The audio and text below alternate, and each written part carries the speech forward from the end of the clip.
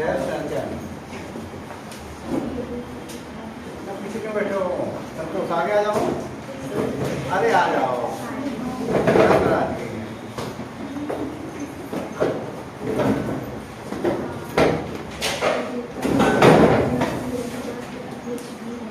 तो बोलते हैं जय संचयन को।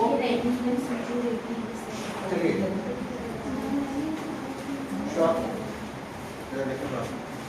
जय संचयन होता है, क्वेश्चन बहुत डिटेल है। जय संचयन क्या होता है? बायो एक्यूमुलेशन जिसे बोलते हैं, बायो एक्यूमुलेशन इंग्लिश होता है। जय संचयन का इंग्लिश होता है बायो एक्यूमुलेशन, हिंदी होता है, हिंदी तो बोल ही रहा हूँ, जय संचयन।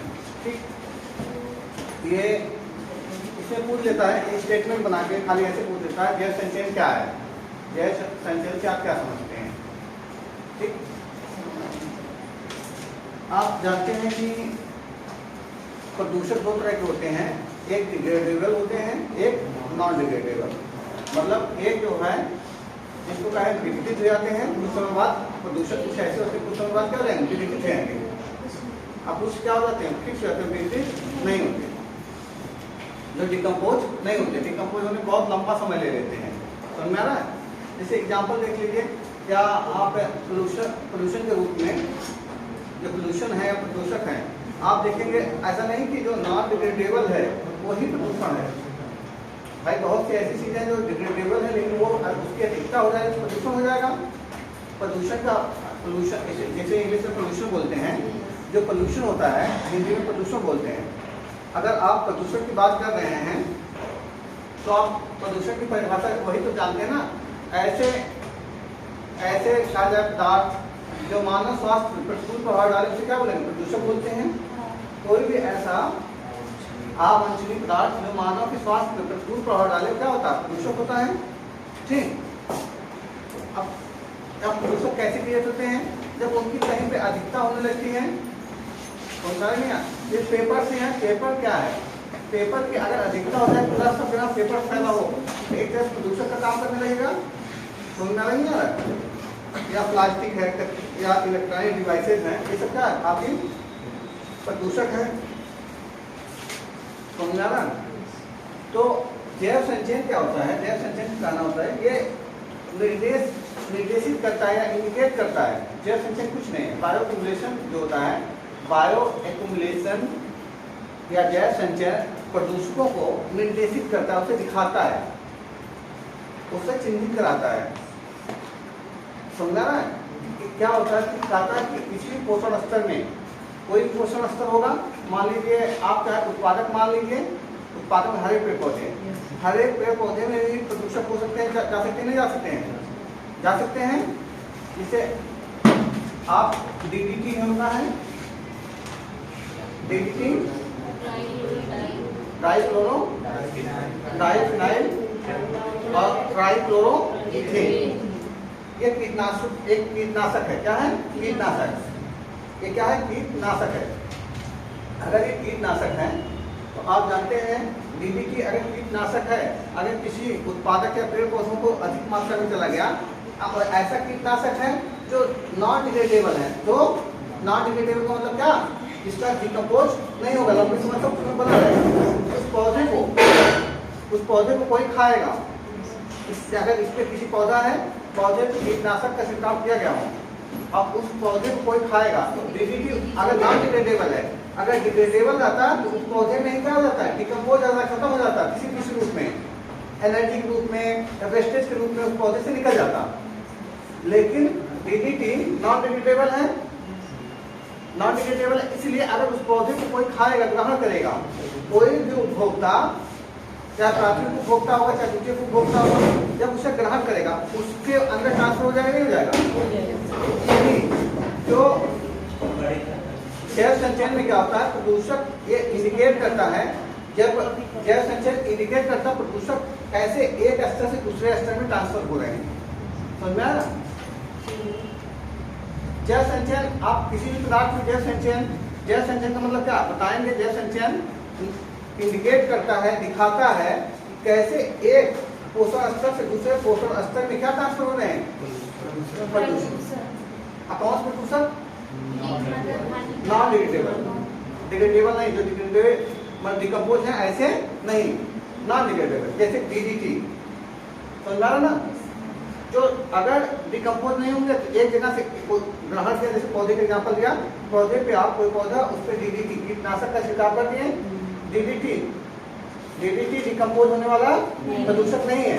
अगर डिकम्पोज हो जाता किसी किसी रूप में पौधे में, चाहे उसके वेस्टेज के रूप में बाहर निकल जाता, चाहे एनर्जी रूप में कन्वर्ट हो जाता, ठीक, उसका एक रूप से दूसरे रूप में सेम उसी कंडीशन में चला जाएगा, उसके अंदर बना रहेगा। अब जो उसे ग्रहण करेगा उसके अंदर भी DDT पहुंच गया, ये क्या होता है, इससे कैंसर बन जाएगा। DDT से क्या होता है, कैंसर, कैंसर का कारण है DDT। कैंसर, डायबिटीज 2 टाइप जो डायबिटीज 1 टाइप और डायबिटीज 2 टाइप वाली जो डायबिटीज होती है उसके लिए इसी कारण क्रिएट होते हैं DDT के कारण। तो हम इन्वायरमेंट पढ़ रहे हैं, इन्वायरमेंट में जैव संचयन पूछता है, इसीलिए जैव संचयन को ऐसे देते हैं, जैव संचयन क्या है, ठीक। तो उसमें पदार्थ पशुओं द्वारा खाए जाने वाला चारा ऐसे ऐसे डाल देगा, उसी में डाला होगा। यह निर्देशित करता है, इंडिकेट करता है इसको, प्रदूषकों को, ठीक। कुल मिला के जैव संचयन क्या करता है, एक आप इंडिकेटर होता है, इतना दिखाता है, इतने प्रोसेस बताता है कैसे प्रदूषण किसी एक स्तर से दूसरे स्तर में ट्रांसफर होगा। अच्छा, किसी प्रदूषण डिपेंड करेगा जैव संचयन किसमें कितना होगा, किसमें कितना जैव संचयन होगा, ये डिपेंड करेगा कि वो व्यक्ति जो है, वो स्पेसीज जो है या जो उत्पादक है पेड़ पौधे, कितना उसके अंदर भोजन ग्रहण करने की क्षमता है। DDT किस रूप में जाएगा, भोजन के रूप में चला जाएगा, कितना अधिक भोजन खाएगा, ठीक, उसके अंदर पोल्यूशन उतना ज्यादा जाएगा। फिर उसके बाद उसके अंदर कितनी ग्रहण करने, संग्रहण की, भंडारण की क्षमता है, कितनी भंडारण की क्षमता है, इस पर भी डिपेंड करेगा, करेगा नहीं करेगा। जैव संचयन इसी में कितना होगा, ये डिपेंड करेगा वो भोजन कितना ग्रहण करता है, भोजन का अपने शरीर में भंडारण कितना करता है, और तीसरा ये कि उसका निष्कासन कैसे करता है। अगर उसके पास है कोई ऐसी स्पीसीज है ग्रहण तो कर ले रहा है, लेकिन उसका निष्कासन भी कर देगा, उसके ऊपर जैव संचयन का प्रभाव कम पड़ेगा। लेकिन कोई ऐसा व्यक्ति है, ऐसी स्पीसीज है जो ग्रहण तो कर ले रही है लेकिन उस प्रदूषक को बाहर निकाल नहीं पा रही है, तो उसके अंदर ज्यादा संचित होता जाएगा प्रदूषण।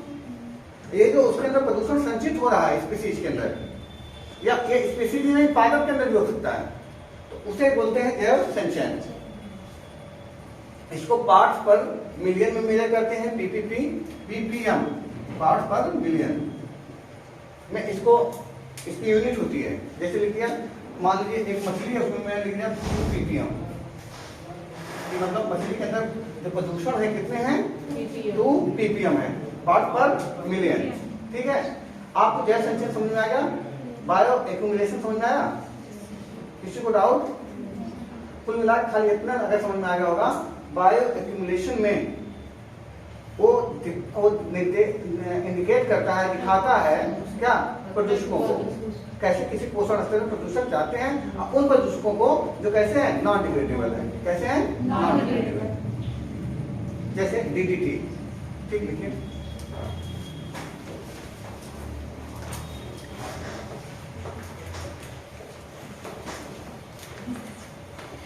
जैव संचयन,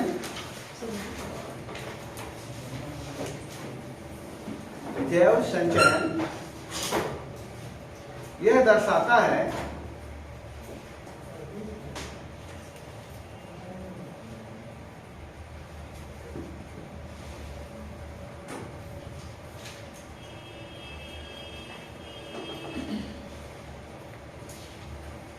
जैव संचयन यह दर्शाता है कि किस प्रकार प्रदूषक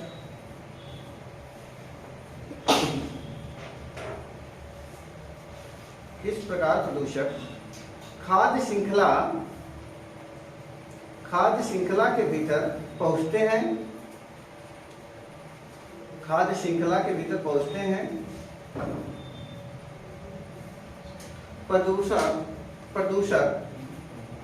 प्रदूषक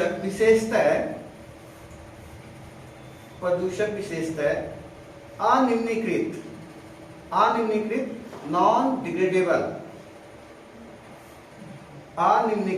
नॉन डिग्रेडेबल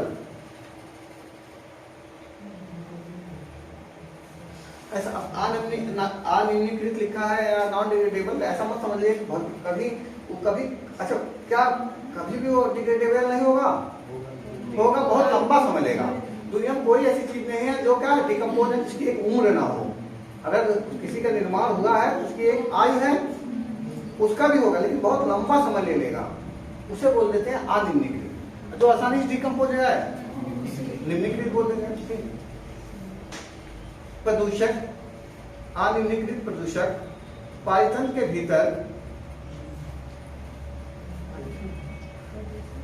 के भीतर विभिन्न पोषण स्तर से गुजरते हैं।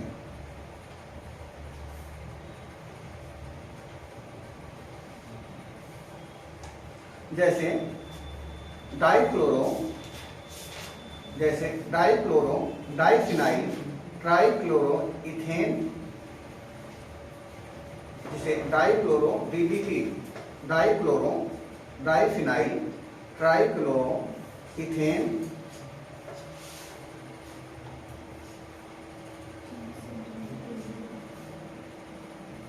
कामा पॉलीक्लोरिनेटेड, कामा लगा के polychlorinated biphenyl, dichloro, diphenyl, trichloro ethane DDT। इसलिए क्वेश्चन में कीटनाशक में प्रयोग करते हैं, इसका लिख लो, इसको लिख लो, कीटनाशक में प्रयोग करते हैं, विषैला होता है, इससे कैंसर, सीधे क्वेश्चन बन ले। DDT यहाँ पे प्रयोग होता है कीटनाशक में, यही क्वेश्चन बन जाएगा आपका। DDT क्या है? एक कीटनाशक है। क्या है? कीटनाशक रसायन है। ठीक, अगला देखिए polychlorinated biphenyl, polychlorinated biphenyl PCB, ये भी है नॉन डिग्रेडेबल। PCB पॉलीक्लोरिनेटेड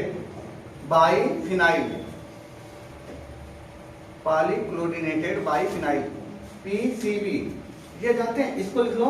ये भी एक तरह से नॉन डिग्रेडेबल प्रदूषक, जैसे मेन जो प्रदूषक हैं, ठीक, नॉन डिग्रेडेबल, उनके बारे में बता दे रहा हूँ, क्योंकि इसे जैसे पूछ लेगा DDT का प्रयोग कहाँ किया जाता है? कीटनाशक के लिए। ये क्या प्रभाव डालता है? इससे कैंसर होते हैं। क्या होते हैं? कैंसर। ठीक, और टाइप 2 डायबिटीज भी होती ना, या और ये PCB जो है, PCB के माध्यम, PCB का प्रयोग होता है, जिसे पेंट इंडस्ट्री जो होती है ना, पेंट बनाने वाली, उसमें प्लास्टिक बनाने वाली जो इंडस्ट्री होती है, वो सब पेंट प्लास्टिक वाली जो इंडस्ट्री होती है, वहां PCB का प्रयोग किया जाता है। समझ में आ रहा है? और इसको लोग क्या करते हैं, आप देखते हैं, आप प्लास्टिक, अच्छा जैसे जो विकसित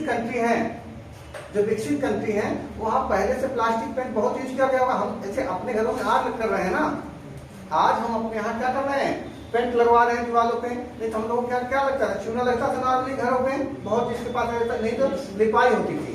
हमारी परंपरा में मिट्टी से क्या किया जाता, मिट्टी घर पे मिट्टी का लिपाई होता था। जो विकासशील देश थे, उनके अधिकांशतः देशों में अधिकांश जगह पर कच्चे मकान थे, ज्यादा उतना नहीं। लेकिन जो विकसित कंट्री है, जैसे यूरोपियन कंट्री, वहां तो विकास बहुत हो गया था पहले से ही, तो वहां बहुत ज्यादा प्लास्टिक फर्नीचर यूज किया। हमारे यहाँ देखो, पहले जो आप चेयर पे जिस पर बैठे हैं, लकड़ियों की चेयर हुआ करती थी, ठीक, आज सब देखो लकड़ी के क्या आ गई, प्लास्टिक आ गई। हम अभी भी अगर कहा जाए, कोई भी टेक्नोलॉजी हो, चाहे जो जीवन का स्टैंडर्ड है, अगर ये हम ये नहीं कहें हम लोग इंडिया का खराब है, लेकिन ये कहेंगे ही, सभी लोग जान रहे हैं, जो विकसित कंट्री है वो हमसे कहेंगे 25-30 साल आगे हैं, है कि नहीं? 25-30 साल हमसे आगे हैं। अब 25-30 साल हम जो आज यहाँ कर रहे हैं, वो 25-30 साल पहले उसको हम कर चुके हैं। बहुत सी चीजें हम साथ कर रहे हैं, लेकिन बहुत सी चीजों में हमसे आगे हैं। अब क्या है, अगर ऐसी कंडीशन में वहां पे आप यूरोपियन कंट्री में खूब प्लास्टिक का यूज हुआ, खूब पेंट का यूज हुआ। अब प्लास्टिक पेंट जब यूज कर लेते हैं लोग, तो आप जैसे क्या होता है, आप पेंट यूज कर लिए, फिर उसके बाद उसको बायोडिग्रेडेबल होकर फेंक देते हैं दीवार पे, है तो सही है, लेकिन उसके बाद उसको धुल के नहीं तो पानी नाली में गिरा देते हैं लोग, गिरा देते हैं पेंट, ठीक, या प्लास्टिक कचरे के रूप में फेंक देते हैं तो वो जाके सागरों में चला गया, बहुत ज्यादा कलेक्ट हो गया। तो वहां पे यूरोप में इस पीसीबी की वजह से बहुत सारी सील मछली पढ़े हैं ना, सील मछली प्रकार सील मछली जो थी बहुत ज्यादा मर गई। तभी से पता चला, इसके बारे में पता मतलब था, पीसीबी के बारे में पता था, लेकिन इतना हानिकारक है ये तब पता चला। ठीक, बहुत सारी मछलियां, सील मछली डेड हो गई। ठीक हो गया, इसके बारे में लिख लीजिए। अगला हेडिंग डाल लीजिए, जैव संचयन को प्रभावित करने वाले कारक। जैव संचयन को प्रभावित करने वाले कारक, जैव संचयन, बायो एक्युमुलेशन।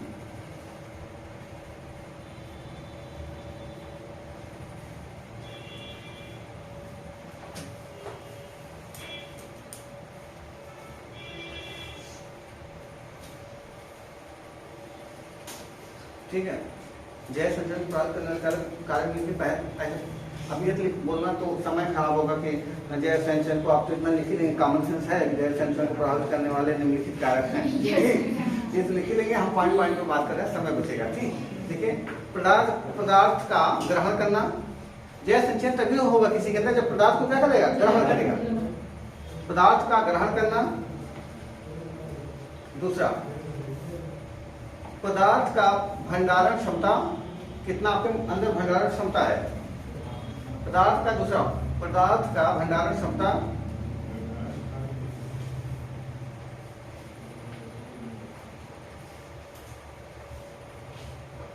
तीसरा, पदार्थ का निष्कासन, अगर किसी में है पदार्थ जा रहा है, अनिम्नीकृत पदार्थ जा रहे हैं फिर निकल जा रहे हैं, कोई प्रभाव ज्यादा नहीं पड़ेगा। अनिम्नीकृत पदार्थों का निष्कासन। पानी में प्रदूषकों की सांद्रता, पानी में प्रदूषकों की सांद्रता।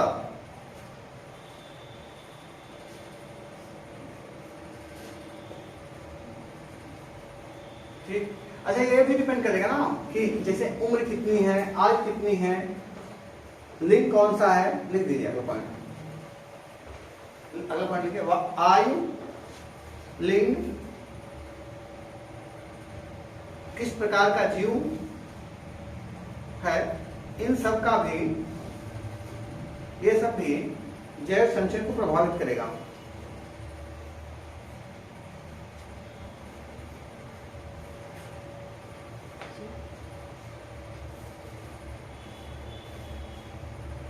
ये सब भी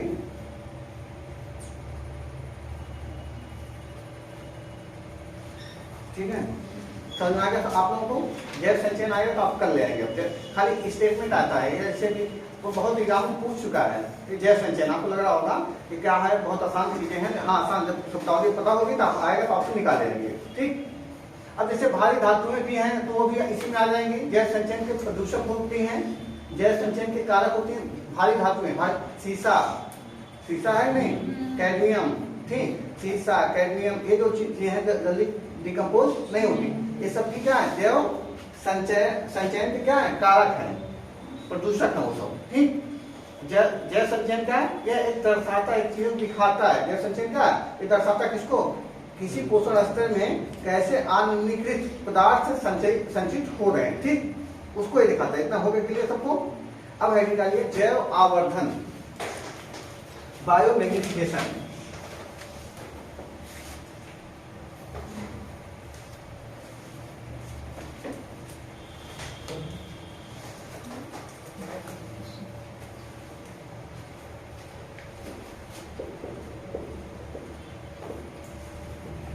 जैव आवर्धन बायो मैग्निफिकेशन है, वो बायो एक्युमुलेशन था, ये बायो मैग्निफिकेशन है। ठीक, जैव संचयन था, जैव आवर्धन है, बायो एक्युमुलेशन, ये बायो मैग्निफिकेशन। ठीक है, दोनों एक दूसरे से मिले हुए शब्द हैं। जो वही अब जो आप देख रहे थे, जैव संचयन समझ गए थे, बस जैव आवर्धन कुछ नहीं है। जैव आवर्धन में बताता है कि जैव संचयन होता है किसी भी पोषण स्तर में।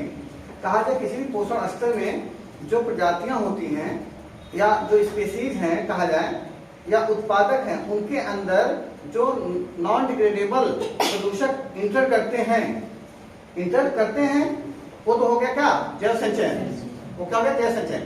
जो इंटर करते हैं तो यह बताया, जैव आवर्धन कहता है जैसे जैसे पोषण स्तर बढ़ता जाता है, पोषण स्तर बढ़ने पे जो जैव संचयन करने वाले प्रदूषक होते हैं उनकी सांद्रता बढ़ती जाती है। समझ आ रहा है कि पोषण जैव आवर्धन क्या है? जैव आवर्धन यह दर्शाता है, यह बताता है कि पोषण स्तर बढ़ने पे प्रदूषण की सांद्रता बढ़ती जाती है। समझ आ रहा है? किसी भी खाद्य श्रृंखला में पोषण स्तर जितना बढ़ेगा, पोषण स्तर बढ़ने, प्रथम पोषण स्तर पे कम जैव संचयन होगा, उसके बाद सेकंड वाले पे ज्यादा होगा, उसके बाद थर्ड पे और ज्यादा, ऐसे जितना पोषण स्तर बढ़ता जाएगा जैव संचयन बढ़ता जाएगा। इसका कारण क्या है? आप देखिए, जैसे मान लीजिए एक पौधा है, एग्जाम्पल लीजिए, पौधे पे हमने पौधों को, एक पौधा मान लीजिए उत्पादक है, उत्पादक किसमें आएगा? प्रथम पोषण स्तर। किसी खाद्य श्रृंखला में उत्पादक क्या होगा? प्रथम पोषण स्तर।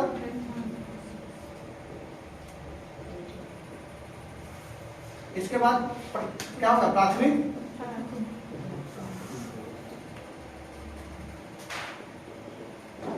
प्राथमिक उपभोक्ता हो गया। इसका पोषण स्तर क्या होगा? द्वितीय होगा। द्वितीय पोषण स्तर। इसके बाद क्या होगा? द्वितीयक।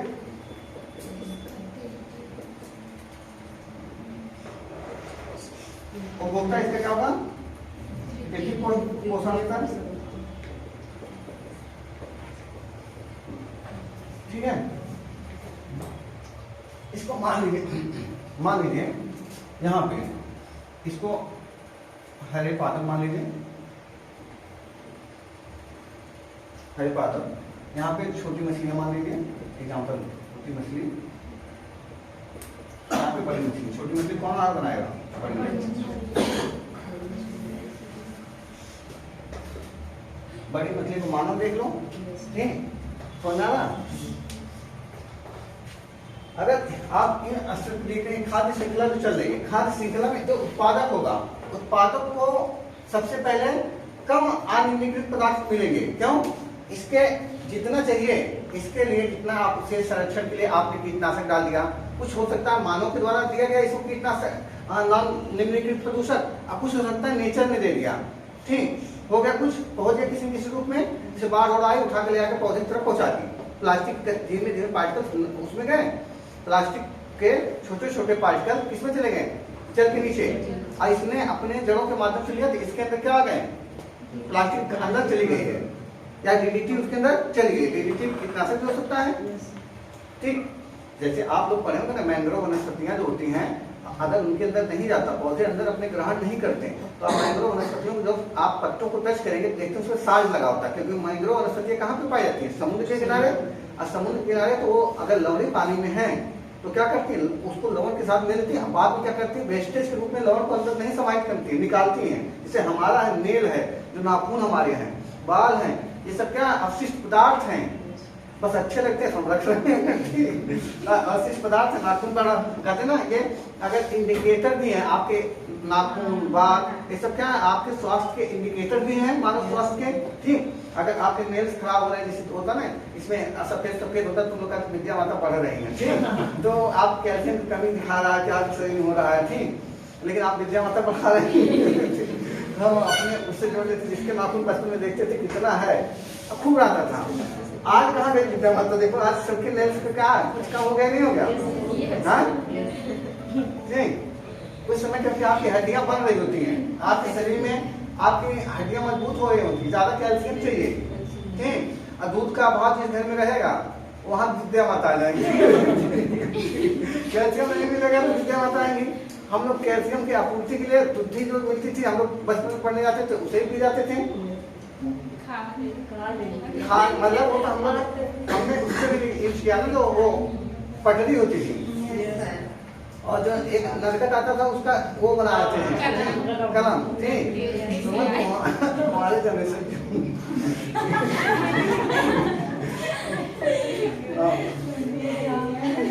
था वो एजुकेशन सिस्टम अलग था,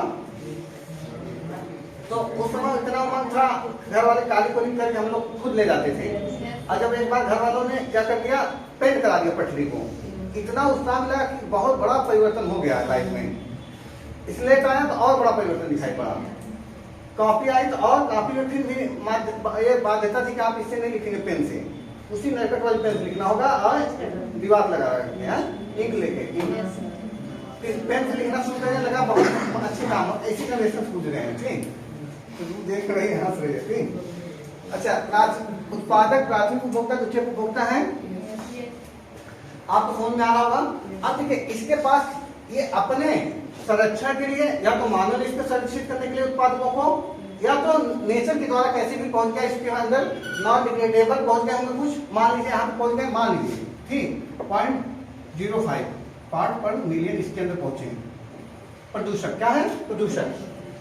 अब ये जो प्राथमिक उपभोक्ता होगा ये इसको खाएगा ही खाएगा भाई। प्राथमिक उपभोक्ता उत्पादक को खाएगा ही खाएगा, इतना प्रदूषण जाएगा ही जाएगा, 0.05 ppm तो जाएगा ही। साथ ही साथ ये इस तरह कुछ ऐसा काम सिर्फ उत्पादक ही खाएगा, जल नहीं ग्रहण करेगा, वायु नहीं ग्रहण करेगा, उत्पादक के अलावा कुछ लोग नहीं खाएगा, हो सकता कुछ रसायन यूज कर ले, ठीक। सांस के माध्यम से कुछ चला गया प्रदूषण, क्योंकि इस स्तर पे जो अब जैसे यहाँ पे प्राथमिक उपभोक्ता जो रहेगा, जैसे छोटी मछलियां घास उसको खाए ही खाए, इससे इसमें जो नॉन डिग्रेडेबल, इसमें जो काई है, कवक है, वही खाएगी, सब मछली छोटी मछली खाती है। अब इसको खाए तो इतना जिसमें उसके अंदर जितना था वो तो इसके मछली के अंदर जाएगा ही, क्योंकि नॉन डिग्रेडेबल है, अनिम्नीकृत है। लेकिन साथ में जो पानी पिएंगे और उस तालाब से, उसमें भी होगा, वो भी उसके अंदर जाएगा। इसके अंदर इसके सापेक्ष बढ़ा नहीं बढ़ा। इसको बड़ी मछली जो खा रहे हैं, द्वितीय उपभोक्ता खा रहे हैं, तृतीय पोषण स्तर पे जा रहे हैं, तो इसके अंदर जितना आया था, जैसे इसमें कुछ और बढ़ गया, मान लीजिए ये 0.05 लिखा था, 0.05 और बढ़ गया, ppm ऐड हो गया इतना। अब ये तीसरा जो द्वितीय उपभोक्ता हुआ, अब वो क्या करेगा, बड़ी मछली को खाएगा, ठीक। वो क्या क्या बड़ी मछली जो थी, छोटी मछली भी खाए, और मन किया तो कुछ घास उसका यहाँ से ये तो इतना जाएगा ही जाएगा, ये भी बढ़ सकता है भाई। बड़ी मछली के लिए वो छोटी मछली को भी शिकार कर देती हैं, उनको खाएंगे तो उनके अंदर जितने प्रदूषक होंगे तो उसके अंदर चले जाएंगे।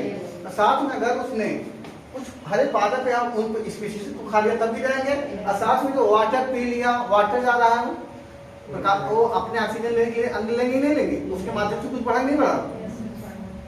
अब कुछ ना चाहते हुए उनके अंदर चला गया होगा, कुछ ऐसी प्रक्रियाओं के तहत वो एंजाइम के मुंह खोले होंगे, नहीं सागर भाई अपना सबका नेचर ने बनाया है, क्या अपना मुंह खोलेंगे, अब मुंह खोलेंगे कि ऐसे थोड़ा सा एंजॉय के लिए तुम लोग हंस रहे हो, ठीक, उसी समय एक मच्छर घुस गया, ऐसे उनके अंदर भी दूसरी एंजॉय, दुख सुख तो हर प्राणी को फील होगा, ठीक। पौधा भी मुरझाता है जब पानी नहीं मिलता है, तो उसकी आप शोर काट देंगे तब भी, जो जड़े काट देने पे भी मुरझाता नहीं मुरझाता है। दुख सुख का अनुभव तो जिसमें जीवन है महसूस करेगा, कोई व्यक्त कर पा रहा, कोई नहीं, किसी का व्यक्त कर गया हुआ हम ऐसा समझ ही नहीं पा रहे हैं। अब उसके अब समझ में आ गया था आप लोगों को कि यही कह रहा है, आवर्धन में कहता है कि पोषण स्तर बढ़ने पर जो अनिम्नीकृत प्रदूषक हैं उनकी मात्रा सांद्रता बढ़ती जाती है। समझ में आ रहा है? जैसे यहाँ पे जाते जाते मान लीजिए 2 ppm हो गया, एग्जाम्पल दे रहा हूँ, वैसे 25 ppm हो सकता है, ठीक, लास्ट तक जाते जाते हैं। अब समझा, ये है जैव आवर्धन, बायोमैग्निफिकेशन। समझ में आ गया आप लोगों को?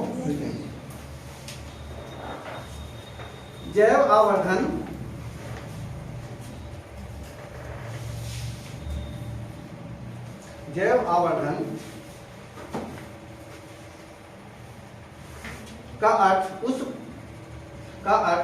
उस प्रवृत्ति से है,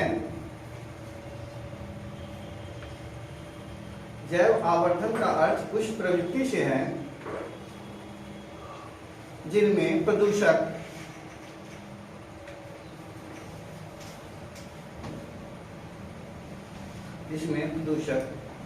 जैसे जैसे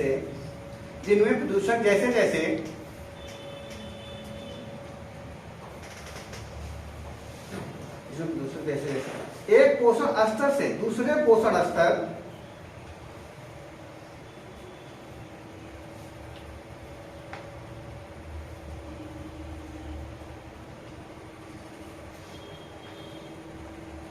एक पोषण स्तर से दूसरे पोषण स्तर पर जाते हैं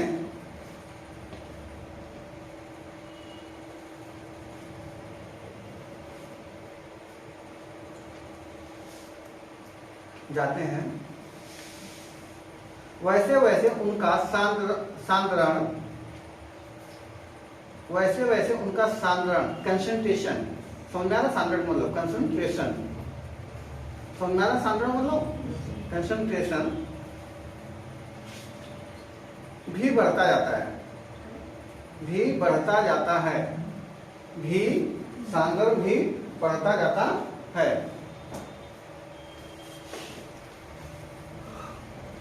इस प्रकार जैव आवर्धन में आहार श्रृंखला की एक कड़ी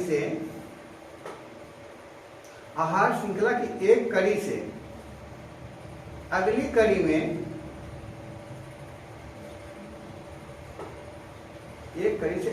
में प्रदूषकों का सांद्रण बढ़ता है।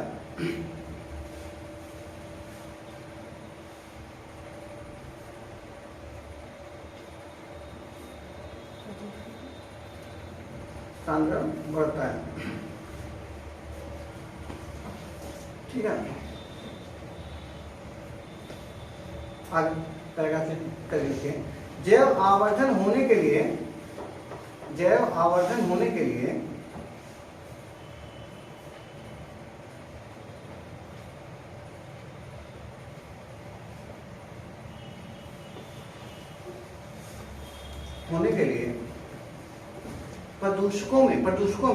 प्रदूषकों में चार तत्व का विद्यमान होना आवश्यक है। जो प्रदूषक होंगे उनके अंदर चार लक्षण पाए जाने चाहिए। प्रदूषकों में चार तत्वों का या विद्यमान होना आवश्यक है।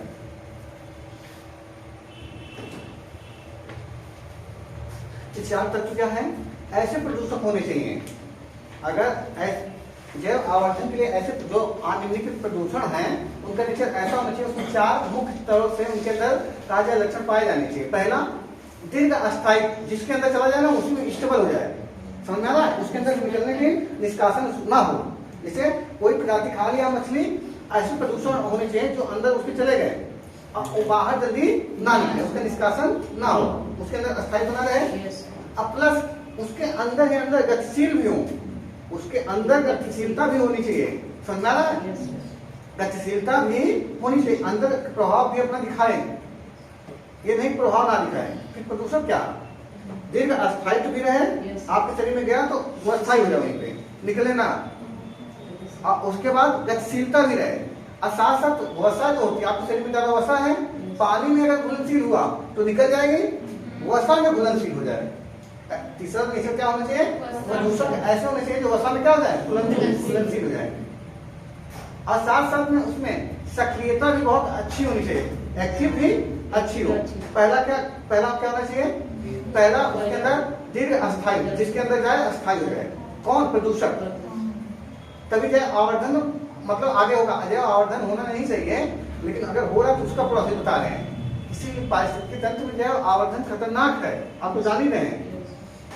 लेकिन अगर गुजरता है तो किन किन चरणों से जैव आवर्धन बढ़ सकता है, इस पर हमें बात करना। ऐसा क्यों बताया जा रहा है कि ताकि आप कभी मान लीजिए आप IAS बन गए, किसी रिसर्च पे काम कर रहे हैं, कभी कुछ हो सकता है, कुछ आप कर सकते हैं, तो आपको पता हो कि हमें ऐसे रसायन का निर्माण करना है जो अगर वो खतरनाक है, हम उसके अगर हमारा विकल्प भी वही रसायन है, हम क्या करें? उसमें दीर्घ अस्थायित्व वाला जो लक्षण है ना उसे समाप्त कर दें। क्या दीर्घ अस्थायित्व का लक्षण कम कर दें। जब हमें पता होगा जैव आवर्धन में दीर्घ अस्थायित्व हो जाता है रसायन का, और दीर्घ अस्थायित्व मतलब लंबे समय तक बने रहना। अब उसे हम कोई ऐसा रसायन बना दिए जिसमें क्या होने लगे, कम समय बाद वो निकल जाए, कुछ समय बाद वो क्या हो जाए? निकल जाए, उसका प्रभाव कम हो जाए, वो अपने आप वहां से निकल जाए। गतिशील हो, गतिशीलता उसमें बहुत अधिक हो, समझ में आ रहा है? गतिशीलता हो ही ना कि मतलब कहाँ स्थिर हो तो स्थिर ही रह जाए, ठीक। उसके बाद वसा में विलय ना हो, ऐसा कोई भी रसायन मत बना दो कि जो मानव प्रतिकूल प्रभाव भी डाल रहा है और उसके अंदर चला जाए तो उसके वसा विलीन हो जाए, क्योंकि हमारे शरीर में फैटी फैट तो है, चर्बी किससे बना? फैट से। ग्लूकोज का किसमें कन्वर्ट होता है? ग्लाइकोजन में। ग्लाइकोजन ही जब एक्स्ट्रा होने लगता है फैट के रूप में शरीर में कलेक्ट होता है, संचित होता है, और यही होता है जब टूटता भी है। जब आप अभी 2-3 दिन खाना ना खाएं तो पहले आपके शरीर में जो ग्लाइकोजन होगा वो टूटेगा, ग्लाइकोजन टूटेगा, और ग्लाइकोजन जैसे टूटता है तो उसके बाद ग्लाइकोजन भी खत्म हो जाएगा, तब आपका फैट टूटना शुरू होता है। समझ में आ रहा है? तो आप समझ में गए होंगे। लिखिए नंबर 1, दीर्घ अस्थायी। दीर्घ अस्थायी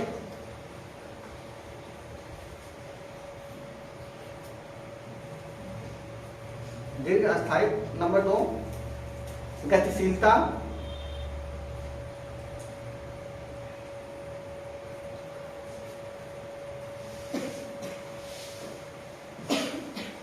वसा में विलेयता।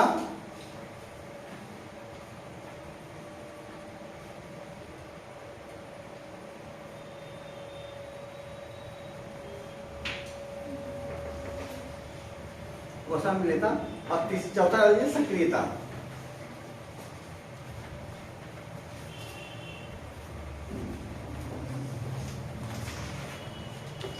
इसे बोलते हैं बायोमैग्निफिकेशन। अब जानिए आप लोग 5 स्टेज की पिरामिड।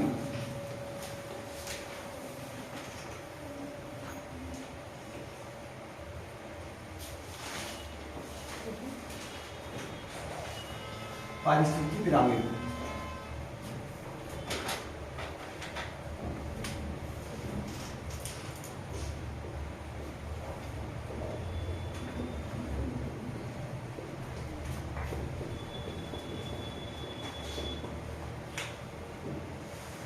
पारिस्थितिकी पिरामिड, इकोलॉजिकल पिरामिड।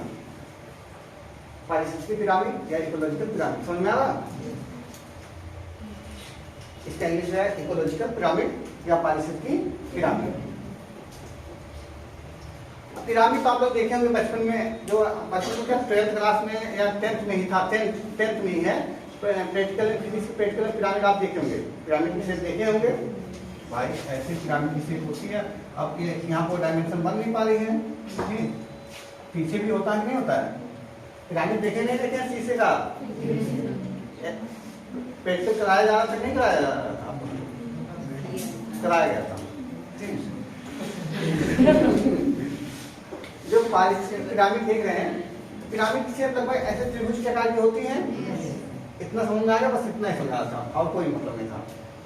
पारिस्थितिकी पिरामिड क्या होता है? अगर किसी खाद्य श्रृंखला की बात कर रहा हूँ, खाद्य श्रृंखला में जैसे जैसे पोषण उच्च पोषण स्तरों की तरफ जाते हैं तो उसके चाहे आप संख्या में चाहे बायोमास में, अगर कोई खाद्य श्रृंखला है, कोई क्या है? खाद्य श्रृंखला है। खाद्य श्रृंखला में कोई खाद्य श्रृंखला अगर ऐसी है जिसमें उच्च पोषण स्तरों की तरफ जाने पर, क्या उच्च पोषण स्तरों की तरफ जा रहे हैं, तो वो क्या हो जाए, चाहे उसके संख्या में, किसके संख्या? पारिस्थितिकी तंत्र में, चाहे संख्या में चाहे उसके बायोमास में, बायोमास भी समझ में आ रहा है, संख्या भी समझ में आ रहा है, बायोमास बताए थे, या ऊर्जा जो उसके अंदर ऊर्जा होगी, पारिस्थितिकी तंत्र के अंदर जो ऊर्जा होगी वो है, उसमें ऐसा हास हो, उसमें ऐसी कमी आए, उसका शेप कैसा हो जाए? पिरामिड जैसा। कैसा? पिरामिड। उसे बोलते हैं पारिस्थितिकी पिरामिड। ठीक है। पारिस्थितिकी पिरामिड कुछ नहीं है, आप कह सकते हैं कि किसी भी खाद्य श्रृंखला में उच्च पोषण स्तरों की तरफ बढ़ने पे, ठीक, उच्च पोषण स्तर की तरफ बढ़ने पे जब उसमें ऐसा हास या ऐसी कमी आए कि ऊपर जाने पे क्या हो जाए, या तो संख्या में कमी आ जाए, या तो बायोमास में कमी आ जाए, या तो किसमें कमी आ जाए? ऊर्जा में कमी आ जाए, तो क्या हो जाएगा? जो शेप बनती है पिरामिड जैसी बनती है उसे बोलते हैं पारिस्थितिकी पिरामिड। ठीक। अब तीनों पिरामिड पढ़ना भी होगा, आप पकड़ लीजिए। एक आपने संख्या बोला, संख्या पिरामिड, दूसरा हाँ बायोमास पिरामिड, तीसरा ऊर्जा पिरामिड। ठीक है, समझ में आया? लिखिए आप। खाद्य श्रृंखला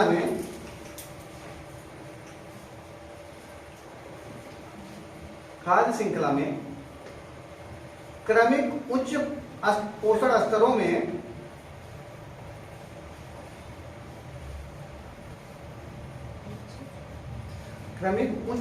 स्तरों में प्रजातियों की संख्या लिखेगा इसे, तो प्रजातियों की संख्या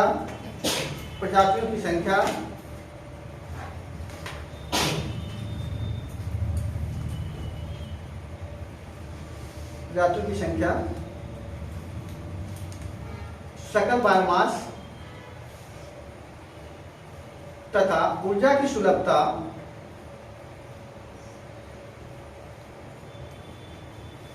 में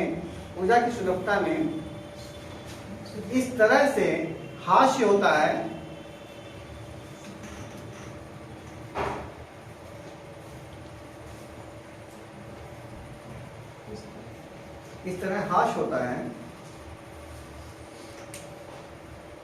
कि उनका आकार पिरामिड जैसा होता है, हो जाता है। इसे ही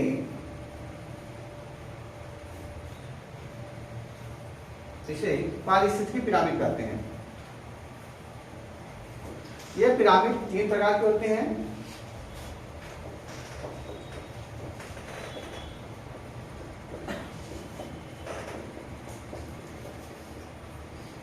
नंबर 1 संख्या पिरामिड,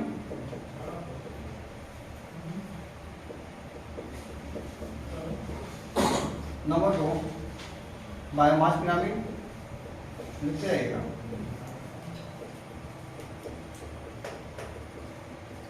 नंबर 3 ऊर्जा pyramid.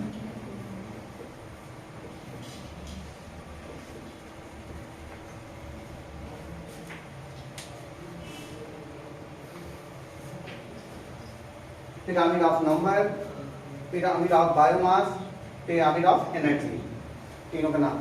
Pyramid of number, pyramid of biomass, pyramid of energy.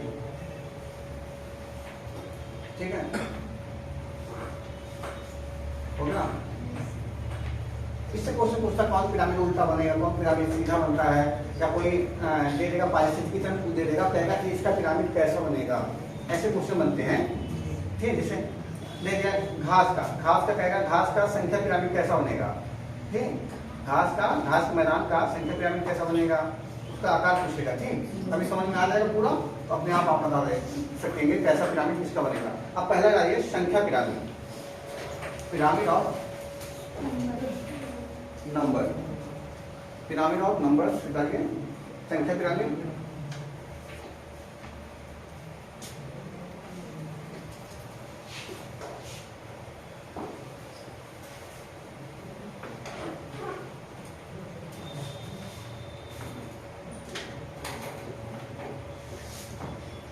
संख्या पिरामिड नाम से पता चल रहा है बस। अब जैसे देखिए ऐसे परिभाषा कैसे रखेंगे, कैसे याद करेंगे, कैसे हमने याद किया है।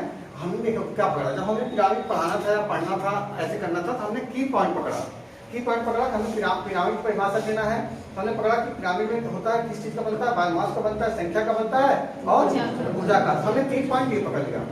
उसके बाद हमने कहा इसका बनाते हैं पारिस्थितिकी का, तो हम कहें किसी पारिस्थितिकी में किसका खाद्य श्रृंखला का, किसी हमने परिभाषा क्या लिखवा है, खाद्य श्रृंखला। ऐसे देखो याद करना कैसे, क्योंकि लिखना मेंस का भी आ सकता है कि पारिस्थितिकी पिरामिड क्या समझते हैं। पारिस्थितिकी पिरामिड अगर असंतुलित होता है तो उसका पारिस्थितिकी पे क्या प्रभाव पड़ता है, इनमें से क्वेश्चन बन सकता है। तो अगर इसको आप एक तरीका से आप रखें बैठ के ऐसे वैसे, एक होता है कि आप एक अप्रोच में किसी भी क्वेश्चन को कैसे तैयार करें, तो आप उसकी की पॉइंट को पकड़ा जाता है हमेशा। फिर अपनी भाषा में लिख दीजिए, आंसर आपको अच्छा नंबर मिलेगा। तो अगर पिरामिड को लिखाना, पिरामिड कोई परिभाषा पूछा तो आप बताइए खाद्य श्रृंखला में कितने प्रकार, 3 प्रकार पिरामिड होते हैं। संख्या में खाद्य श्रृंखला में, चाहे संख्या में, चाहे उसके सकल बायोमास में, चाहे ऊर्जा में, इस तरह कमी आए उसका शेप कैसा हो जाए, पिरामिड जैसा। इसे क्या बोलेंगे, इकोलॉजिकल पिरामिड या पारिस्थितिकी पिरामिड बोलेंगे। अब कोई पूछ रहा है संख्या पिरामिड क्या होता है, किसी मुझसे आपको बताना संख्या पिरामिड क्या होता है। अब मैं परिभाषा थोड़ा रख के बैठा हूँ, अब मैं क्या पकड़ा हूँ, संख्या पिरामिड। किसी खाद्य श्रृंखला में, किसी खाद्य श्रृंखला पकड़ेंगे, किसी पारिस्थितिकी तंत्र के खाद्य श्रृंखला में, कितना कौन हो गया, किसी पारिस्थितिकी तंत्र के खाद्य श्रृंखला में उसकी संख्या में ऐसे कमी आए कि जिससे उसका शेप कैसा आ जाए, पिरामिड जैसा। उसको क्या बोलेंगे, संख्या पिरामिड। याद करना है, उसमें संख्या देखेंगे, काउंटिंग है संख्या, अभी पता चलेगा ना। अभी जैसे संख्या पिरामिड की बात कर रहे हैं, संख्या पिरामिड में बात करेंगे कि जैसे क्या हुआ, उत्पादक हो गए, घास के मैदान में घास को काउंट किया जाएगा, अपने आप संख्या ज्यादा हो जाएगी। घास के मैदान में आप क्या देखेंगे, अब जैसे हमने घास के मैदान में पिरामिड बनाना शुरू कर दिया, अब उसका संख्या पिरामिड बना रहे हैं, बायोमास पिरामिड नहीं, संख्या पिरामिड। तो घास काउंट करोगे, घास ज्यादा होंगे, उसका आकार क्या होना चाहिए, ज्यादा, उसे नीचे दे दो, उसको नीचे दे दो, बड़ा एरिया देना पड़ेगा, क्योंकि संख्या क्या उसकी है, ज्यादा, संख्या पिरामिड बन रहा है, समझा रहा। उसके बाद घास को खाने वाले जो जीव जंतु होंगे, घास को खाने वाले जो जीव जंतु होंगे वो क्या होंगे, कम होंगे घास के सापेक्ष में। जैसे खरगोश हो गए, टिड्डा हो गए, ये छोटे छोटे उसके घास के सापेक्ष में कम होंगे। अगर क्योंकि अगर संख्या पिरामिड में देखो, अगर घासें कम हो जाएगी और उसको खाने वाले अधिक लोग रहेंगे तो वो कैसे रह सकते हैं, मर नहीं जाएंगे, मर जाएंगे। तो इसके सापेक्ष में ऊपर जो आएंगे शाकाहारी जीव आएंगे, उनकी संख्या कम होगी, घास की कमी होगी। घास के सापेक्ष में घास को काउंट करना है, घास को काउंट करेंगे, घास की संख्या के सामने ये जो शाकाहारी जीव होंगे वो क्या होंगे, उनसे कम होंगे। और शाकाहारी जीव किसको, मांसाहारी जीव, इसके ऊपर मांसाहारी होगा, शाकाहारी शिकार करेगा, वो इससे कम होगा। जैसे ऊपर जा रहे हैं तो संख्या कम होती जा रही है, नहीं जा रही है। पिरामिड का शेप बना नहीं बना घास के बाद, संख्या पिरामिड में इसमें क्या देंगे, संख्या पिरामिड में आप संख्या पे ध्यान देंगे, संख्या पिरामिड में संख्या देखेंगे। खाद्य श्रृंखला के एक प्रथम पोषण स्तर पे इसे उत्पादक है, उत्पादक हरे पेड़ पौधे जो घास है, ये प्रथम घास के मैदान में प्रथम पोषण स्तर है।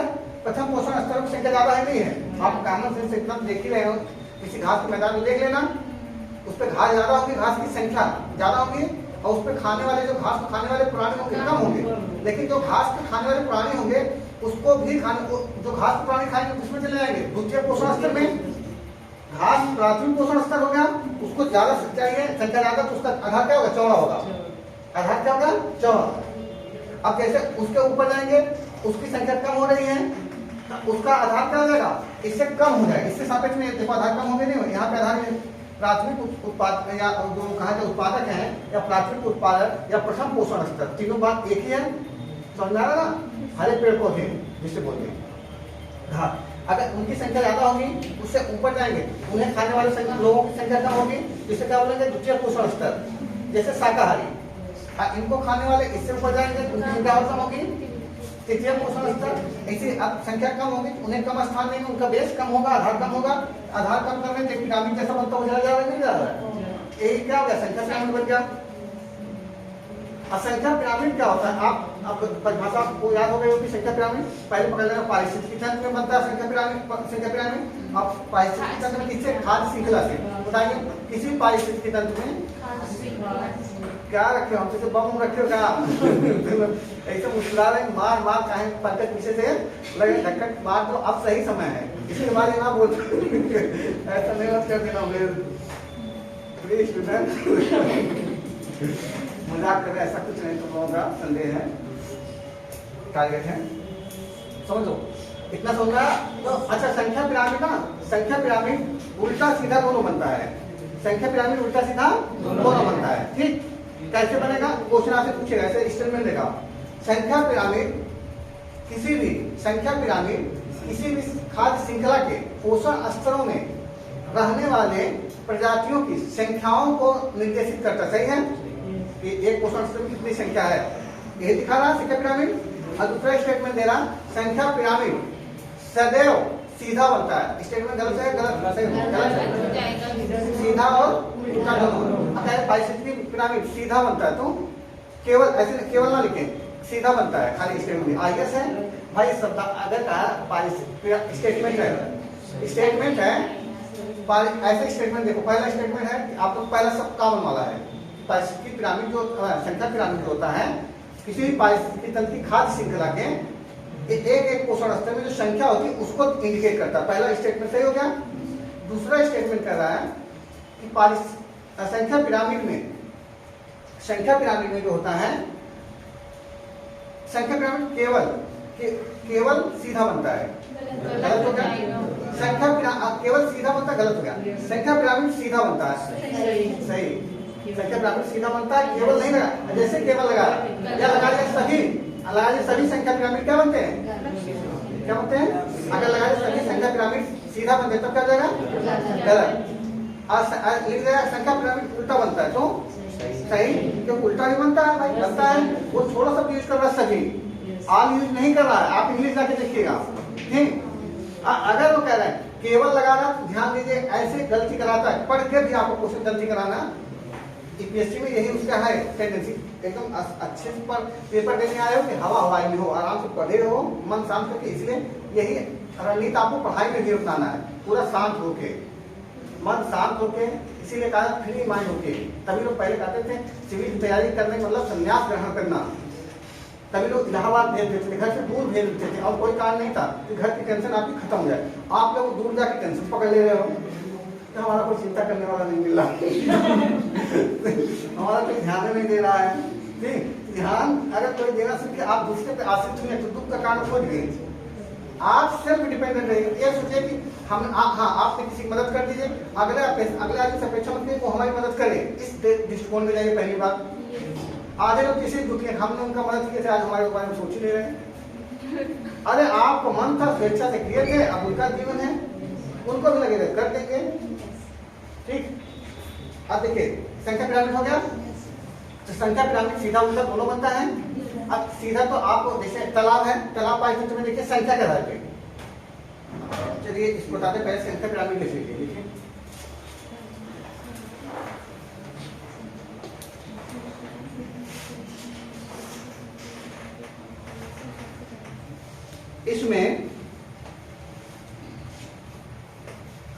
इसमें प्राथमिक उत्पादकों और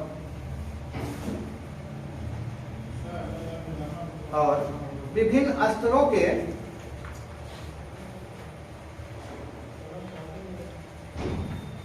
उपभोक्ताओं की संख्याओं के बीच का संबंध दर्शाया जाता है। बीच का संबंध दर्शाया जाता है।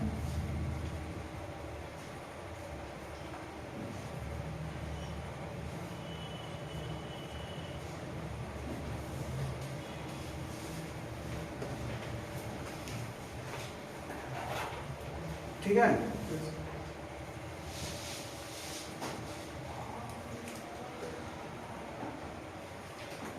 या दूसरे शब्दों में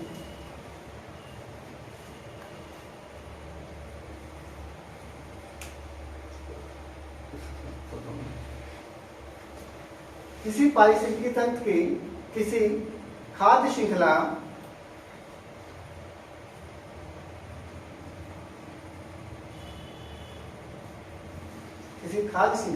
में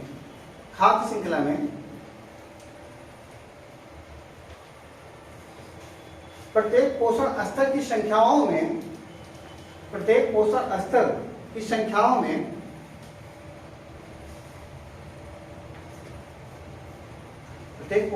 की संख्याओं में इस प्रकार परिवर्तन हो कि वह पिरामिड का शेप ले ले, कि वह पिरामिड की संरचना धारण कर ले,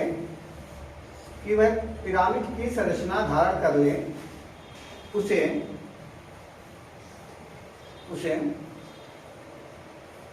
संख्या पिरामिड कहते हैं। ठीक है,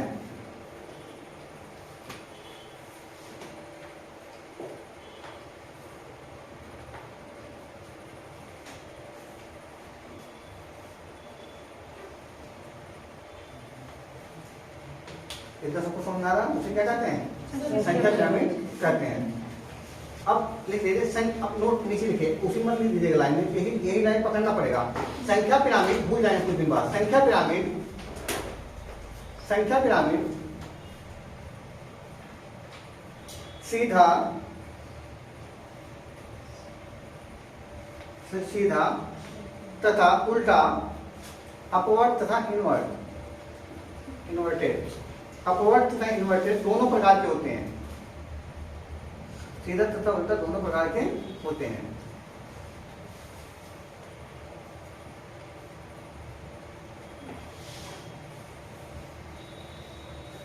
ठीक, सीधा सीधा सीधा। अच्छा तो अब पहला डालिए सीधा संख्या पिरामिड, पहला है यहाँ डालिए सीधा संख्या पिरामिड।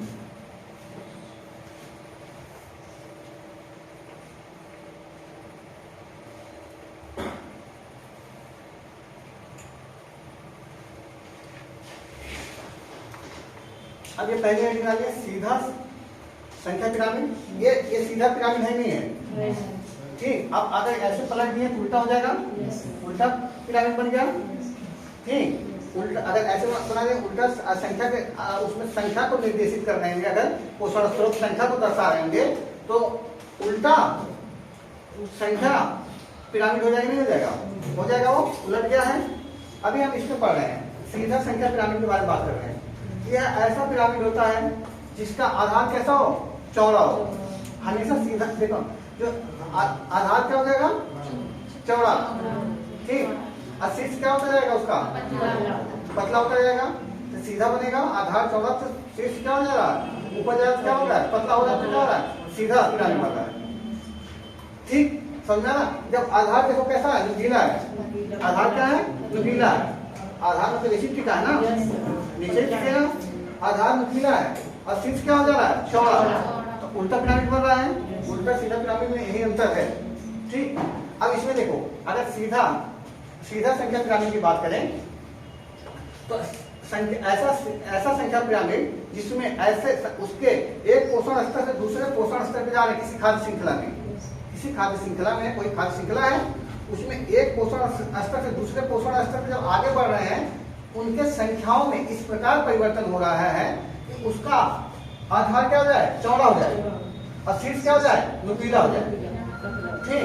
तो ऐसा तब बनेगा जब क्या होगा, जो अगर प्राथमिक उत्पादक है इनकी संख्या ज्यादा होगी, प्राथमिक उत्पादकों की संख्या क्या हो, ज्यादा हो, हरे पेड़ पौधों की संख्या ज्यादा हो, मतलब प्रथम पोषण स्तर की संख्या ज्यादा होना चाहिए। ऊपर जाए तो क्या हो जाए, संख्या कम हो जाए। पोषण स्तर बढ़ने पे संख्याओं में क्या है, किसी खाद्य श्रृंखला में अगर कमी आए तो कौन सा बनेगा, सीधा संख्या पिरामिड बनेगा। जैसे एग्जांपल ले लो तो घास का मैदान, घास के मैदान में घास ले लिए, यहाँ पे अब घास के मैदान में घास होंगी, इनकी संख्या सबसे ज्यादा होगी।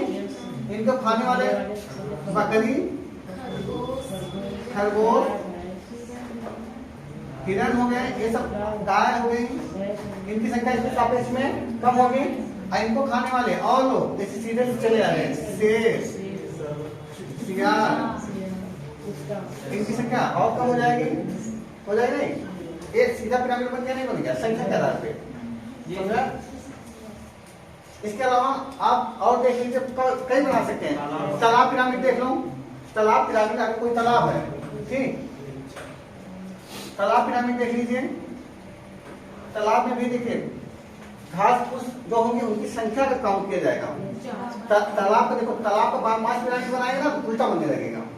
तालाब का बायोमास पिरामिड बनाएंगे तो उल्टा बनेगा, क्योंकि बायोमास अगर समझ में आएगा तभी बायोमास पिरामिड समझ में आएगा। और बायोमास इसलिए पढ़ाते हूँ, शुष्क भार देखा जाएगा।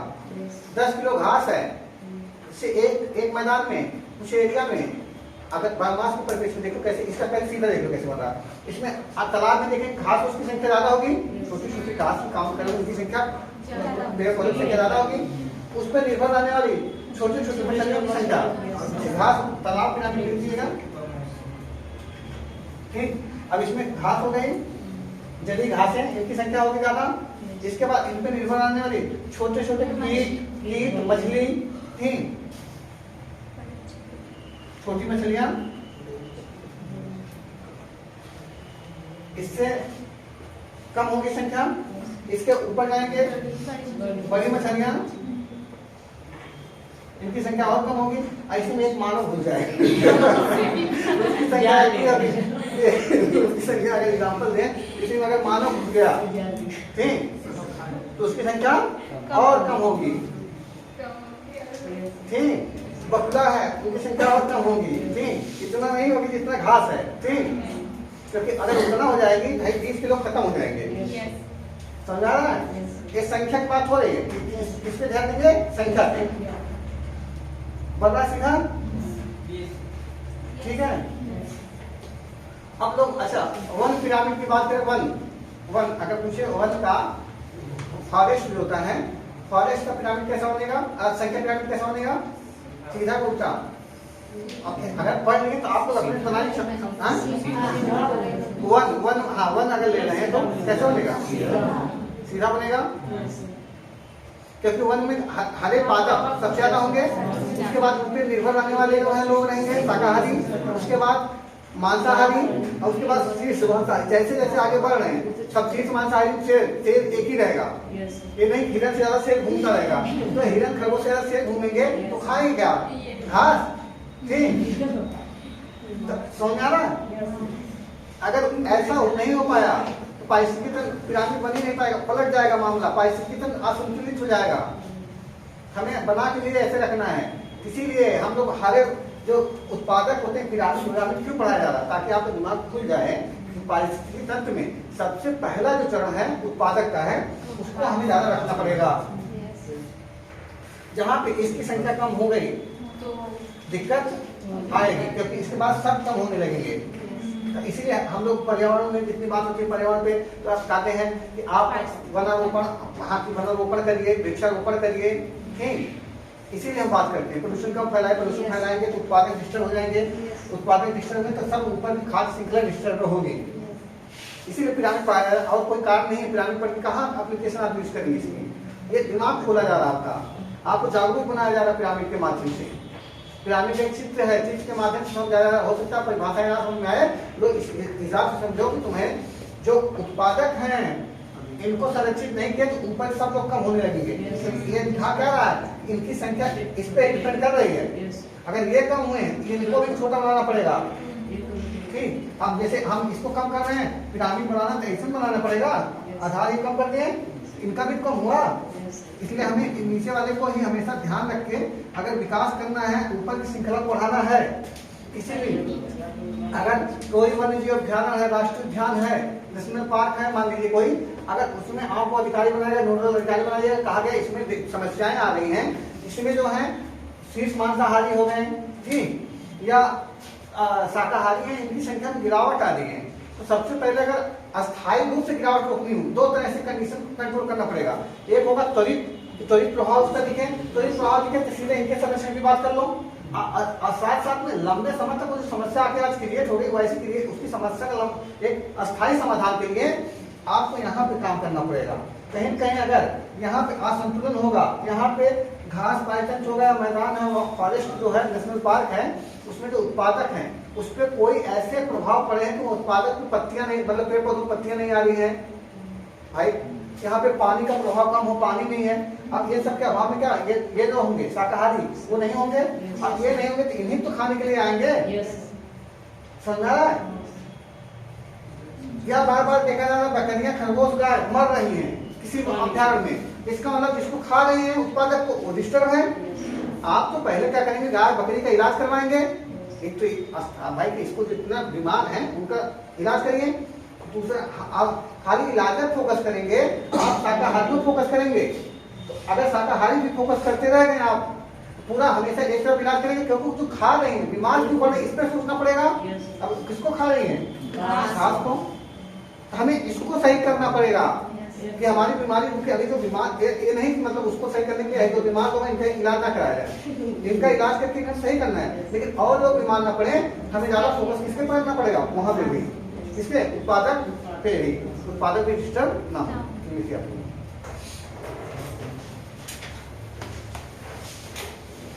सीधा सेंटर पिरामिड लिखें, पिरामिड ऑफ नंबर अपवर्ड, ठीक, इसमें लिखें। इस पिरामिड में बढ़ते पोषण स्तरों के साथ, इस पिरामिड में बढ़ते पोषण स्तरों के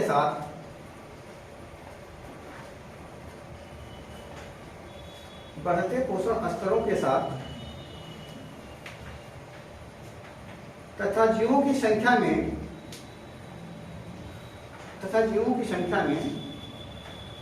अत्यधिक कमी होती है,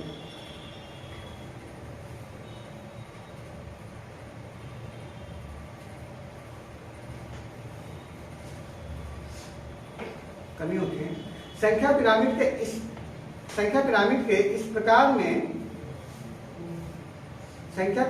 के इस प्रकार में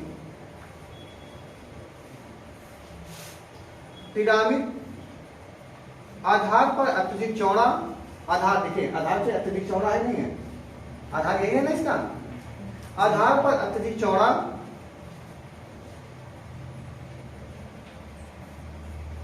तथा शीर्ष पर अत्यधिक नुकीला हो जाता है,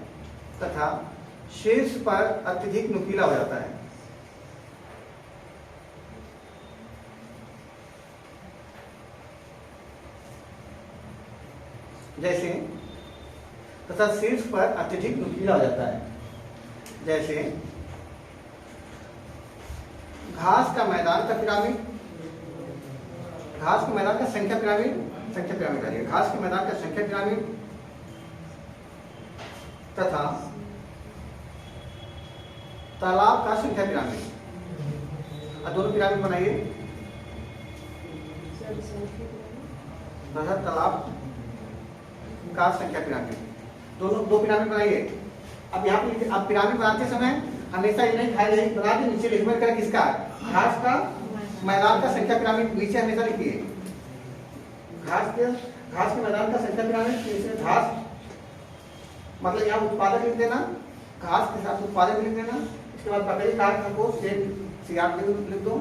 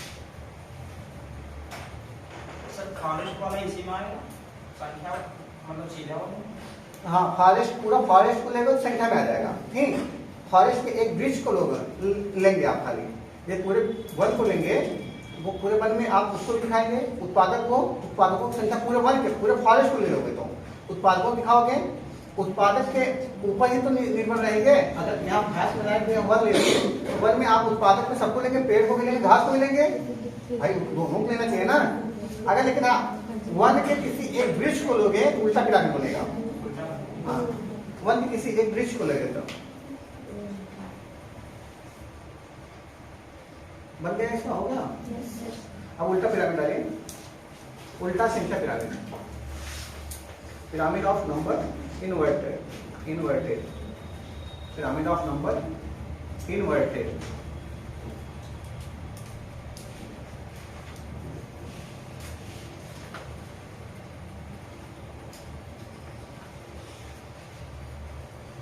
इसका एग्जाम आप देखिए, ऐसे पिरामिड इन्वर्टेड है, ऐसा पिरामिड अब देखिए इसका आधार कैसा होगा, नुकीला होगा। अब भाई उल्टा पिरामिड बनाना है तो समझना है, उलट देना, पहले लिखना शुरू करना है। इसका आधार कैसा होगा, नुकीला, आधार नुकीला, शीर्ष चौड़ा, आधार से शीर्ष की तरफ बढ़ने पे क्या हो रहा है, संख्या में वृद्धि हो रही। हम कह सकते हैं किसी भी, अगर कोई भी ऐसी खाद्य श्रृंखला जिसमें उच्च पोषण स्तरों के जाने पर, उच्च पोषण स्तरों की तरफ जाने पर संख्या में वृद्धि हो, संख्या क्या हो, वृद्धि हो, तभी तो संख्या वृद्धि होगी, तभी तो उसके लिए आधार ज्यादा से होना चाहिए। नहीं, संख्या में वृद्धि हो तो क्या बनेगा, उल्टा पिरामिड बनेगा। उल्टा पिरामिड बनेगा, जैसे वन में किसी एक वृक्ष को पकड़ लो। वन में एक कोई वृक्ष ले लिए, मान लीजिए यही है, वन में एक वृक्ष ले लिए, एक वृक्ष है, इसकी संख्या एक है। एक बड़े वृक्ष पे कई सारी चिड़िया रहेंगी, भाई शाकाहारी, जो शाकाहारी बंदर, चिड़िया, ये सब नहीं रहेंगी, ठीक। बंदर है, चिड़िया है, आप समझ रहे हैं, चिड़िया है, इसके अलावा जो है आप बंदर है, चिड़िया है, और कई कैसे रहेंगे, चिड़िया जो शाकाहारी, जो वृक्ष पे खाना खाती, वृक्ष को आहार बनाती हूँ, टिड्डा होंगे बैठे, हाँ, कीट पतंगे तो खा लेंगे, ठीक। उनकी संख्या ज्यादा होगी वृक्ष से। वृक्ष एक था, वृक्ष क्या था, एक था, और उस पे क्या होने लगा, उस पे वृक्ष एक था, उस पे जो निर्भर रहने वाले शाकाहारी है वृक्ष पे, उनकी संख्या उसके सापेक्ष ज्यादा हो गई। अब उन जो शाकाहारी हैं उनके ऊपर जो परजीवी होंगे, परजीवी मतलब जो किल्ली उल्ली जो होती हैं, होंगी नहीं होंगी, एक के बंदर खूब रखा रहता है, ऐसे निकाल कर खाते नहीं रहते हैं उनके, वो तो खुद ही एक कई चिड़ियों के साथ सफाई करके रखा होगा। इसका तो अनुभव बताना नहीं पड़ेगा, कुछ लोग होते बाल नहीं करते, कल के यूट्यूबर दिखाते, पता सही में क्या है, एडिटिंग रहता है, ऐसे करनी करके खूब निकलता है।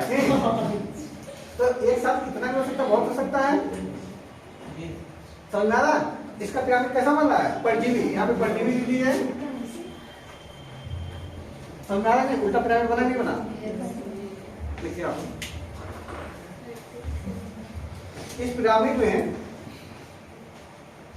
पिरामिड में प्रत्येक पोषण स्तर पर,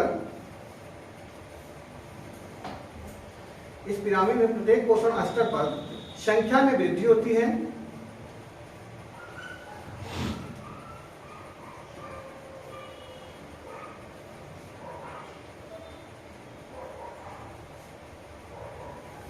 इस प्रकार का पारिस्थितिकी पिरामिड वनों में पाया जाता है। इस प्रकार का पारिस्थितिकी पिरामिड वनों में पाया जाता है,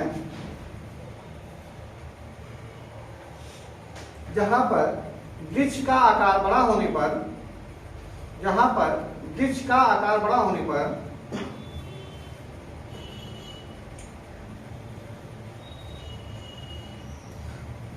उन पर निर्भर जंतुओं की संख्या अत्यधिक होती है, उन पर निर्भर जंतुओं की संख्या अत्यधिक होती है।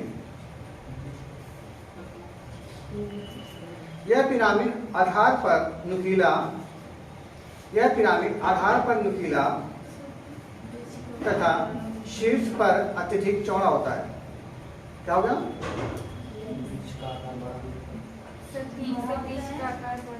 जहां वृक्ष का आकार बड़ा होने पर, जहां वृक्ष का आकार बड़ा होने पर उन पर निर्भर रहने वाले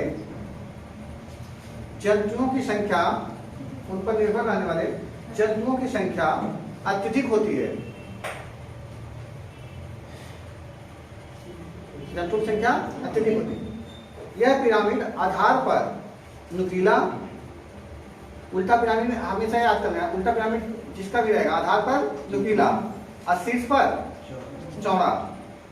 आधार मतलब जिसमें टिका हो, जैसे आधार का आधार देखो, इस पे चौड़ा, सीधा पिरामिड का, यहाँ पे ये आधार यहाँ पे हो गया, इस पे टिका है, आधार नुकीला है, ठीक होता है। अब बना लीजिए जैसे वन के एक वृक्ष का संख्या पिरामिड, जैसे वन के एक वृक्ष का संख्या पिरामिड, जैसे वन के एक वृक्ष का संख्या पिरामिड आप बनाइए और उसको पूरा लिखिए, जैसे वन के एक वृक्ष का, बड़े वृक्ष का संख्या पिरामिड।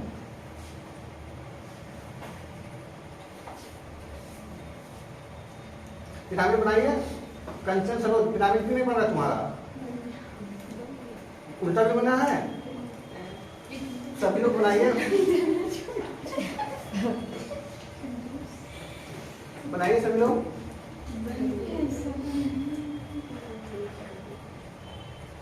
सुमन सीधा पिरामिड बना रही थी, तुम्हारा तो व्यक्ति उल्टा पिरामिड ठीक बनाओ, उस पर लिखो, ऐसे लिखो, यहाँ पे लिखो, लिखो बड़े वृक्ष का पिरामिड, ऐसे नहीं लिखो, बड़े वृक्ष की संख्या पिरामिड, बड़े वृक्ष का संख्या पिरामिड लिखो, बड़े वृक्ष का संख्या पिरामिड, उल्टा पिरामिड।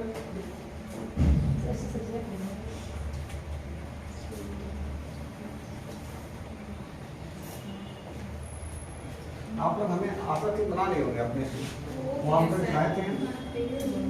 यहाँ पे पेड़ दिखा दीजिए, एक वृक्ष दिखा दीजिए। यहाँ बहुत सारी चिड़िया, ठीक, चिड़िया बंदर, ठीक। आप चिड़िया बंदर दिखा देंगे। इसके अलावा यहाँ पे क्या आप दिखा देंगे, परजीवी। परजीवी समझ में आ गया है? जू लिख दीजिएगा, जू, ठीक, बिल्ली, ये सब डाल दीजिएगा, ठीक है। हो गया इसका? स्वाति हो गया सबका?